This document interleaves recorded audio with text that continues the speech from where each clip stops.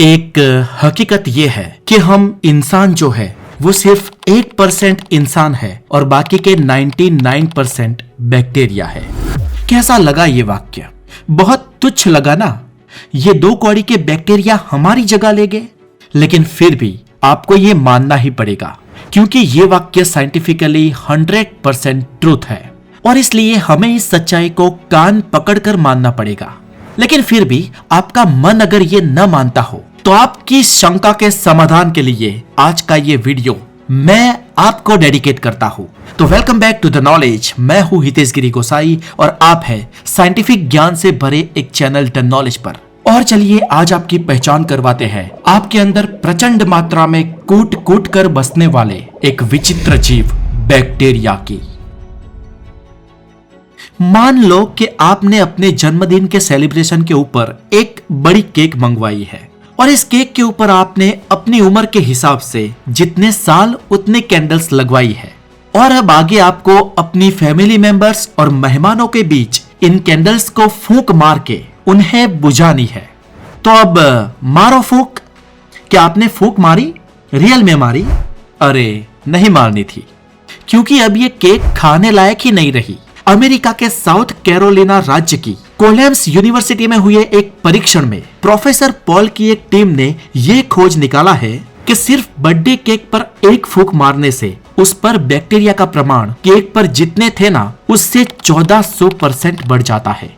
और इसका वैज्ञानिक कारण यह है कि हमारे मुंह में अलग अलग टाइप के करीब 700 प्रकार के बैक्टीरियाज होते हैं और ये 700 सिर्फ हमारे मुंह में बसने वाले बैक्टीरिया की स्पीसीज है। और इस प्रत्येक स्पीसीज के लाखों बैक्टीरियाज का गुणांकन किया जाए तो वो आंकड़ा गगनचुंबी होगा। हालांकि हम सबके मुंह में जो सलाइवा है वो एक हद तक एंटीसेप्टिक है और इसीलिए हमारे मुंह के अंदर बैक्टीरिया की संख्या हद पार नहीं हो जाती है। चलिए ये अच्छी बात है, वरना हमारे मुंह में इतने बैक्टीरिया होते ना कि हमें हर 5 मिनट में ब्रश करना पड़ता। खैर, हम जब रात में सो जाते हैं ना तो हमारी ये लाड़ ग्रंथि, हमारी सलाइवा की ग्लैंड निष्क्रिय हो जाती है। मतलब कि उस वक्त मुंह में पर्याप्त मात्रा में सलाइवा बनती नहीं है और इसलिए सलाइवा की गैर मौजूदगी में हम जब रात में सोते हैं उस दरमियान हमारे मुंह में इतने बैक्टीरिया हो जाते हैं ना कि सुबह जब आप उठते हो और किसी से बात करो तो सामने वाले को पता चल जाता है। हालांकि हमारे मुंह में कुल 12 सलाइवा ग्लैंड है और ये ग्लैंड्स पूरे दिन में करीब 1.4 लीटर सलाइवा को रिलीज करती है। और अगर आप 70 सालों तक जिंदा रहते हो तो ये जुमला कुल मिलाकर 30,000 लीटर से भी पार हो जाता है। हालांकि आपको बता दूं कि ये जो बैक्टीरिया शब्द है वो बहुवचनी शब्द है, यानी कि एक प्लूरल वर्ड है और इसका एक वचनीय नाम यानी कि सिंगुलर नाम बैक्टीरियम है। और इस बैक्टीरिया का वजन सिर्फ 1 ग्राम की किसी चीज के 1000 अरब टुकड़े कर दो तो उस एक टुकड़े के बराबर है। और इसलिए बैक्टीरिया के सामने तो ये वेट शब्द है उसका भी वेट ज्यादा पड़ता है और आमतौर पर प्रति बैक्टीरिया सिर्फ करीब 20 मिनट तक ही जिंदा रह पाता है। लेकिन संख्या बल के आधार पर इसका प्रभाव मार्वलस है और इनकी मृत्यु दर के सामने उतने ही जन्म दर की संख्या बनी रहती है। जैसे कि एक ई कोलाई नाम का बैक्टीरिया है, 24 घंटे के अंदर तो इस बैक्टीरिया की 72 नई पीढ़ियां जन्म ले लेती है और इस हिसाब से देखें तो इनका मृत्यु दर लगभग 0 के बराबर है और जन्म दर खतरनाक। चलिए एक एग्जाम्पल के लिए मान ले कि अगर बैक्टीरिया का मृत्यु दर है ही नहीं और जन्म दर जैसे उनका नॉर्मल है वैसा ही है तो सिर्फ एक बैक्टीरियम 2 दिन से भी कम समय में पृथ्वी का जो टोटल वेट है ना, और ये जो पृथ्वी का वेट है वो यहाँ पर आप ये स्क्रीन पर देख सकते हो, जिसको स्केल में प्रोनाउंस करना भी बहुत मुश्किल है। ये एक बैक्टीरिया इतने बैक्टीरिया 2 दिन के अंदर अंदर प्रोड्यूस करेगा ना कि उनका वजन पृथ्वी के इस टोटल वजन से भी ज्यादा होगा। जी हाँ दोस्तों, चौंक गए ना आप? और अगर ये सभी बैक्टीरिया अगर 3 दिन तक जिंदा रह जाते हैं ना तो वो दृश्य ब्रह्मांड में जितना मास है ना उनसे भी ज्यादा वजन के हो जाएंगे। अगर इस समानता को एक और तरीके से किया जाए तो आपको बता दूं कि पृथ्वी पर जितने भी जीवित लिविंग ऑब्जेक्ट है जैसे कि हम इंसान, प्राणी, पक्षी, सभी सजीव, अगर तराजू की एक साइड पर इन सभी सजीवों को रख दिया जाए ना तो तराजू की दूसरी साइड में बैक्टीरिया का जो ढगला होगा ना वो इन सभी लिविंग ऑब्जेक्ट से 25 गुना ज्यादा बड़ा होगा। हमारी पृथ्वी पर, हमारे अंदर और अन्य सभी सजीवों के अंदर इतने विपुल मात्रा में बैक्टीरिया होने के बावजूद भी साल 1675 से पहले हमारी दुनिया के वैज्ञानिक इनकी मौजूदगी से अनजान थे। हाँ, तब जीवाणुओं के लिए एक माइक्रोब नाम का शब्द प्रचलित तो था, लेकिन बैक्टीरिया के बारे में वो कुछ भी नहीं जानते थे। अब ये जो बैक्टीरिया है वो अति सूक्ष्म होते हैं और इस अति सूक्ष्म कद वाले बैक्टीरिया को हम अपनी आम आंखों से तो नहीं देख सकते हैं। हालांकि साल 1675 में हॉलैंड का एंटोन वान नाम का एक कारीगर पहला वो मनुष्य बना जिसने दुनिया में फर्स्ट टाइम बैक्टीरिया के दर्शन किए। अब ये एंटोन वान वास्तव में एक साइंटिस्ट नहीं था, कारीगर ही था।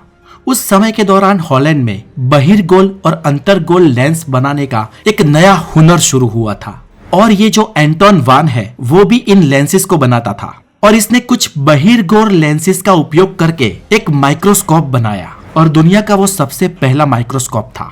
लेकिन दिखावे में वो आज के जो लेटेस्ट माइक्रोस्कोप होते हैं उनसे थोड़ा अलग था और इस माइक्रोस्कोप से एंटोन वान ने कई सारे निर्जीव और सजीव चीजों का परीक्षण किया।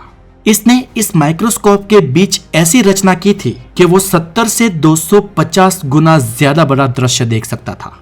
लेकिन एक दिन की बात है जब एंटोन वान अपनी उंगली से अपने एक दांत पर जमा हो चुकी छारी को खुरच रहा था और इसके बाद उसने अपनी इस उंगली को इस माइक्रोस्कोप के नीचे रखा और दोस्तों इसके बाद वान ने जो देखा है भाई अकल्पनीय दृश्य था। वो इतना मंत्रमुग्ध हो गया कि उसने अपने शब्दों में कहा था कि a large number of little beasties living about in a highly amazing way। और वान ने जिनके लिए ये छोटे छोटे जानवर नाम का शब्द प्रयोजित किया वो जानवर असल में बैक्टीरिया थे और इन सूक्ष्म जीवों का नामकरण बैक्टीरिया के रूप में इसलिए हुआ क्योंकि लकड़ी को ग्रीक भाषा में बैक्टीरिया कहते हैं और वान को जो सूक्ष्म सूक्ष्म जानवर दिखे थे वो बिस्टिस यानी कि लकड़ी की डंडी जैसे थे।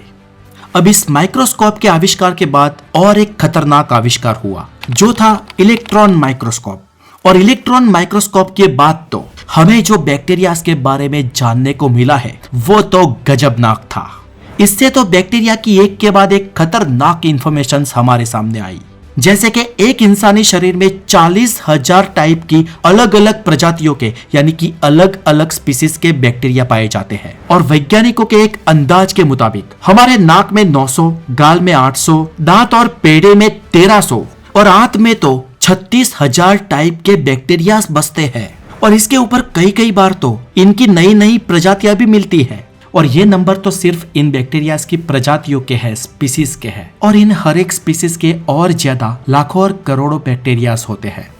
बैक्टीरिया की इतनी बड़ी आबादी हमारे शरीर में रहती है, ये जानने के बाद आपको एक प्रश्न तो जरूर हुआ होगा कि हमारे शरीर में हमारे सेल्स, हमारे कोषों के कंपैरिजन में बैक्टीरिया की संख्या कितनी है। तो दोस्तों इस बात पर शुरुआत में ऐसा माना जाता था कि हमारे शरीर के एक सेल के सामने 10 बैक्टीरिया है, लेकिन वास्तव में ऐसा नहीं है। इस पर जब अमेरिका, कनाडा और इजराइल की एक संयुक्त टीम ने साल 1972 में रिसर्च किया तब ये बात सामने आई कि एक वयस्क इंसान में 30,000 अरब कोष होते हैं और दूसरी ओर उस शरीर के अतिथि यानी कि बैक्टीरिया 35,000 से 50,000 अरब तक हो सकते हैं। और बैक्टीरिया के इस आंकड़े पर उस व्यक्ति की उम्र, उसके शरीर का घेरावा, उसने कोई एंटीबायोटिक ली है या नहीं, वो कितना स्वच्छ रहता है या उसके घर का वातावरण कैसा है, ये सब डिपेंड करता है। कंक्लूसिव बात तो ये है कि हमारे शरीर में सेल से ज्यादा बैक्टीरियाज होते हैं।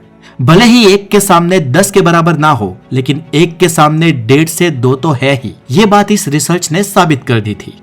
लेकिन यहाँ पर एक दूसरा ट्विस्ट ये है कि हमारे शरीर में 85% तो जो सेल है वो तो रेड ब्लड सेल है यानी कि लाल रक्त कण, और जो शरीर शास्त्र की व्याख्या के मुताबिक एग्जैक्टली सेल ही नहीं है, क्योंकि सेल जीवंत होते हैं और उनमें जीव रासायनिक प्रक्रियाएं होती हैं।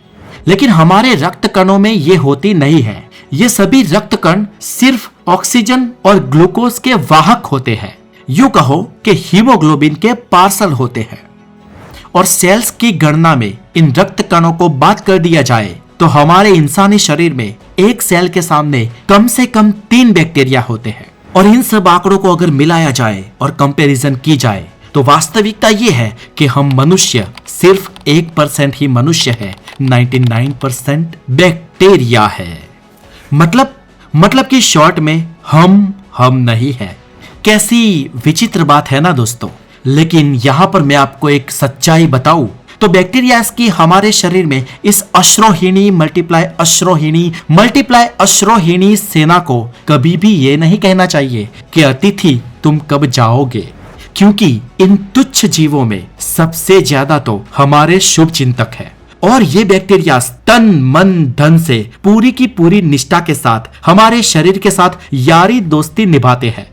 हमारी आंत में डेरा डालकर बैठे हुए कई सारे हमारे दोस्त जो खुराक पचते नहीं है ना, उनका भी विघटन कर देते हैं।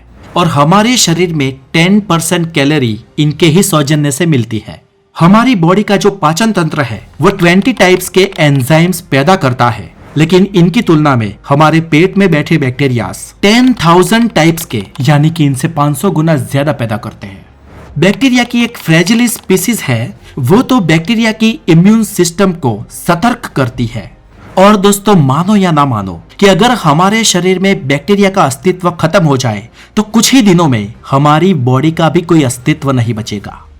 अब इन बैक्टीरियाज को आकार में डिवाइड कर दे तो कद के हिसाब से ये बैक्टीरिया 3 टाइप में बढ़ जाएंगे। जैसे कि एक तो हॉलैंड के एंटोनो ने पहली बार जो माइक्रोस्कोप में देखे थे, ऐसे कुछ स्टिक या डंडी जैसे है, कुछ गोल है और कुछ टेढ़े मेढ़े सांप की तरह छोटे छोटे सपेले जैसे है। तीनों टाइप्स के बैक्टीरिया के आकार भले ही अलग अलग हो, लेकिन समानता यह है कि तीनों के ऊपर एक पड़ चढ़ा हुआ है। उनकी एक त्वचा होती है जिसे मेम्ब्रेन कहते हैं, और ये कोश दीवार से बनी हुई होती है, और जिसका जेनेटिक रॉ मटेरियल DNA होता है। ये कुछ समय में 2 भाग में बढ़ जाता है और नए बैक्टीरिया का सर्जन करता है। हमारी इस पृथ्वी पर मनुष्य की उत्पत्ति से हजारों साल पहले बैक्टीरिया की उत्पत्ति हुई थी। उत्पत्ति में सबसे पहले जो बैक्टीरिया थे वो थे सियानोबैक्टीरिया, और इन्हीं बैक्टीरिया ने पृथ्वी के वातावरण में भरपूर ऑक्सीजन भरकर पृथ्वी को सजीवों के जीने लायक बनाया। और जैसे ही मनुष्य इस पृथ्वी पर आए, बैक्टीरिया और मनुष्यों का एक समन्वय बना, और इस तरीके से इंसान और बैक्टीरिया के बीच जो संबंध, जो समन्वय है, वो तो करोड़ों साल पुराना है। इन संबंध में हमारे शरीर में मुख्य रूप से 3 टाइप के बैक्टीरिया पाए जाते हैं। एक वो होते हैं जो हमारे शरीर पे ही निर्भर रहते हैं, हमारे पोषक तत्वों को खींचते हैं, खाते हैं और हमारे ही शरीर पे फलते फूलते हैं, लेकिन बदले में हमारे शरीर को कुछ नहीं देते हैं।